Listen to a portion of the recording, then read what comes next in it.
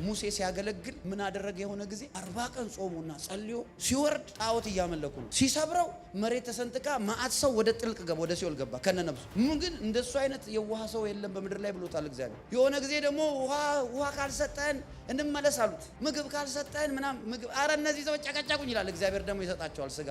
ከዛ በኋላ ያው መጨረሻ ላይ ትዝ ይላቸዋል አለቱን 2 ጊዜ መታው፣ ተናገረው ያለውን አለት። ከዛ አትገባም አለው ጌታ። ኤልያስ ደግሞ ሊፈልጉ ሲመጡ የእግዚአብሔር ሰው ናውረድ ሲሉት እኔ እግዚአብሔር ሰው አዎ እሺ እኔ እግዚአብሔር ሰው ከሆነ እሳት ብላ አለው። እዛው ባርቢኪው አድርጎ አቃጠላቸው ኤልያስ። ሌላ 50 ይዞ አንድ 50 አለቃ ሲመጣ አይ የእግዚአብሔር ሰው ምህረት አድርግልኛል እሺ። ከዛስ ሌላ ቦታ ኤልያስ የበዓል ነቢያት ሰብስቦ ተወራረደ፣ እሳት ከሰማይ ወረደ። መስዋዕቱን 400 ሰው አይኑ እያየ ማነው አይኑ እያየ እረዳቸው። ቄራ ራሱ እንደዛ አልታረደ ኢየሱስ ጋር ነው። ኢየሱስ መጣና ዮሐንስ እና ጴጥሮስ ትዝ ይላቸዋል። ጌታ ሆይ እንደ ኤልያስ እሳት እንጥራባችሁ። እናንተ ያማችኋል እንዴ? እብድ ናችሁ? ለምን ነው እሳት የምትጠራው? ሰው የምትገሉ? እኔ ልገል አልመጣሁም። አይ አም ግሬስ። እኔ ጸጋ ነኝ አለ። እኔ ደካማ ወዳለዋል። እኔ የሚሳሳተውን ይቅር ላለዋል።